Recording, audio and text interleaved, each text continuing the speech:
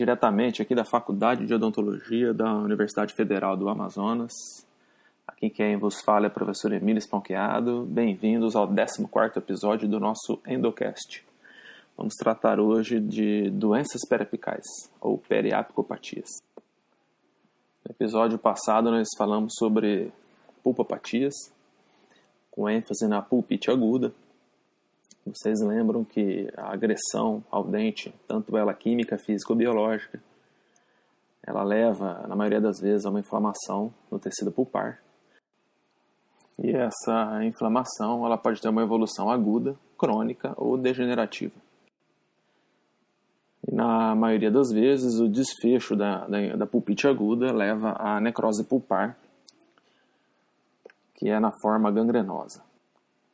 A necrose pulpar, invariavelmente, vai levar a uma resposta também do periápice. Ou seja, a necrose pulpar, seja ela acompanhada de uma infecção, ou seja, de micro-organismos, ou seja ela asséptica, ela acaba sendo aí um fator de agressão para os tecidos periapicais. E os tecidos do ligamento periodontal da região do ápice dental, eles vão também responder a essa agressão, utilizando aí as vias da imunidade inata e da imunidade adaptativa. O primeiro sinal aí de inflamação do periápice, ele é conhecido como pericementite, ou seja, inflamação dos tecidos do pericemento, e ele também pode seguir uma evolução aguda ou crônica. Isso vai depender muito da virulência do micro-organismo e dos micro-organismos que estiverem associados àquela necrose pulpar. E também a resistência do hospedeiro, ou seja, como que a imunidade do hospedeiro vai responder frente a essa agressão. Então, ela pode ter uma evolução aguda, que é quando essa pericementite vai acabar desenvolvendo naquela região do periápice um abscesso apical agudo. Posteriormente, esse abscesso apical agudo, ele organicamente vai ser drenado, cronificando-o. Ou a pericementite pode seguir uma evolução crônica, que nada mais é do que vocês já conhecem, né, como granuloma e cisto periapical. Ambas as condições, elas podem também agudizar em algum momento, onde nós teremos aí o quadro clássico do abscesso fênix. O quadro da pericementite é um quadro dinâmico, ou seja, essa evolução, tanto aguda quanto crônica, ela vai depender daquela balança defesa do hospedeiro, micro-organismos e virulência. Vamos imaginar uma situação que a pericementite tem uma evolução aguda, ou seja, nós temos uma necrose pulpar. Em conjunto com essa necrose pulpar, nós temos uma infecção dental, onde os micro-organismos são virulentos. O que nós teríamos histologicamente naquela região periapical? Ou seja, qual seria a resposta do ligamento periodontal logo abaixo ali do forame apical? Teríamos ali uma inflamação aguda, ou seja, a atuação ali da imunidade inata, que é a primeira linha de defesa do organismo, na tentativa de controlar rapidamente aquela infecção instalada no elemento dental.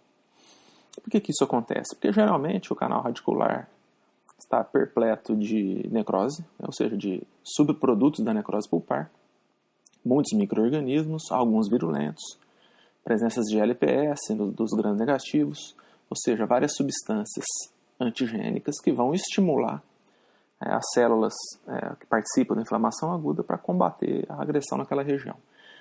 Então nós teríamos basicamente aí uma concentração alta de prostaglandinas e de leucotrienos que atrairiam quimiotaticamente, principalmente os neutrófilos, para a região periapical, juntamente com os eventos vasculares, né, ou seja, vasodilatação e edema. Teríamos então instalado ali no periápice um quadro clássico de inflamação aguda. Isso traria, né, para o paciente todos os sinais e sintomas clássicos dessa fase. E no futuro é óbvio que isso vai se desdobrar no abscesso periapical agudo. Vamos observar agora uma situação inversa, ou seja, uma evolução crônica dessa pericementite. Nós teríamos então um quadro por exemplo, de trauma dental, onde a polpa iria necrosar, porém, não teríamos neste canal radicular uma infecção instalada, somente uma necrose pulpar devido ao trauma, conhecida como necrose pulpar asséptica. provavelmente esse quadro ele não iria estimular de imediato uma resposta inata do organismo, ou seja, nós não teríamos um quadro clássico de inflamação aguda. Nesse caso, essa necrose pulpar que não possui uma infecção instalada, nem micro-organismos virulentos, ela, no máximo, ela desencadearia uma resposta adaptativa, ou seja, uma resposta assintomática. Na região do ligamento periodontal, nós temos várias células presentes, inclusive os macrófagos, que nesse caso eles reconheceriam essa necrose pulpar como sendo uma agressão ao organismo, apresentariam então esse antígeno aos linfócitos T, que desencadearia então o início da formação de um granuloma nessa região. Gostaria de lembrar a vocês que o granuloma nessa região nada mais é do que uma defesa do organismo para nos proteger dessa necrose pulpar que se encontra no canal radicular. Esse granuloma que vai se formar na região periapical, ele é um tecido rico em fibras. Nós temos ali atuações de citocinas, de células imunes, linfócitos T e B, que vão regular aí também tanto a reabsorção óssea quanto a formação óssea no futuro. Por que tem reabsorção óssea nesse quadro de inflamação crônica? Porque o organismo precisa de espaço naquela região do periápice para organizar essa resposta adaptativa. Então, é normal nós termos reabsorção óssea nessa região para acomodar o granuloma que vai se formar ali para defender o nosso organismo dessa necrose pulpar instalada no elemento dental. Essa reação é totalmente assintomática. Os pacientes não percebem que estão com esse quadro clínico. Porém, é importante lembrá-los que esses quadros são dinâmicos, ou seja, esse quadro crônico um dia pode agudizar. Ou seja, um dia esse elemento dental pode ser acometido por uma cárie, por exemplo, e haveria uma invasão bacteriana no canal radicular. E essa balança de equilíbrio seria desregulada, ou seja, nós teríamos agora já uma infecção instalada, talvez com bactérias virulentas, por exemplo, e um quadro que era crônico, ele vai agudizar, ou seja, o organismo vai iniciar ali, então, uma inflamação aguda novamente para tentar controlar essa infecção. E vice-versa, nós também podemos ter uma perissementite que inicie com a evolução aguda e também se cronifique. Esses quadros são dinâmicos, vai depender então daquela balança entre agressão e capacidade de defesa do hospedeiro. Quando ela for desregulada para a agressão, nós temos quadros agudos. Quando ela for regulada para a defesa do hospedeiro e pouca agressão, nós temos aí um quadro crônico. Agora nós vamos focar aqui nos sinais e sintomas apresentados pelo paciente quando ele está acometido com uma dessas duas evoluções da perissementite. Vamos começar com a evolução aguda. Quando o paciente, então, apresenta uma perissementite aguda, que vai evoluir para um abscesso, é comum esse paciente relatar que ele tem dor à mastigação. É quase que lógica essa dor, pois se o paciente está com o perissemento na região apical, principalmente inflamado, e ele vai tentar utilizar esse dente, colocar esse dente em função, que é articulado, né, nesse ligamento periodontal, é óbvio que ele vai sentir dor. Né? Então, a dor à percussão e à mastigação é comum em pacientes com perissementite aguda e até nos quadros de abscesso. O paciente às vezes relata que ele sentiu que o dente cresceu um pouco, ou seja, o dente foi expulso do seu alvéolo por esse quadro inflamatório agudo. Ele extruiu um pouco, pois aquela região periapical ela sofre aqueles eventos vasculares, né, de vasodilatação e edema. O paciente às vezes relata que o dente cresceu. O paciente também pode ter dor à palpação na região periapical. Pelo mesmo motivo, é a região que está acometida por uma inflamação aguda. E ele pode relatar dor se você palpar dessa região com o seu dedo. Se você realizar um exame radiográfico, nesse momento, talvez você não veja nenhum tipo de alteração significativa, pois a inflamação aguda ela ocorre de uma forma rápida e não há tempo de acontecer reabsorção óssea significativa ao ponto de ser visível em uma radiografia periapical, por exemplo. Então, em quadros de perissementite apical aguda e em abscessos apicais agudos, você não vai perceber nenhum tipo de alteração na região periapical. Talvez, no máximo, você veja um aumento do espaço do ligamento periodontal, comparando ali com os dentes vizinhos. Essa perisementite apical aguda ela vai evoluir para um abscesso, ou seja, naquela região do periápice, essa inflamação vai gerar ali um subproduto, que é o exudato purulento, caracterizando assim os abscessos, né? Ele tem aquela fase intraóssea, que é inicial, onde a concentração do pus se localiza no periápice. Esse pus ele vai ser drenado por alguma região de fácil acesso para o organismo, geralmente abaixo do periósteo, que é a fase subperiostal, e logo depois ele vai ser drenado ou subcutâneo ou submucoso, se tornando então, após essa drenagem, um abscesso crônico. Isso não significa que o paciente foi curado, pelo contrário, a cronificação do abscesso torna o quadro assintomático na maioria das vezes, porém ele continua ativo. E esse abscesso crônico pode permanecer por meses ou anos, caso o paciente não procure ajuda. Nós teremos nesse local também reabsorção óssea. Então é comum em abscessos antigos crônicos você observar as reabsorções, as rarefações ósseas periapicais.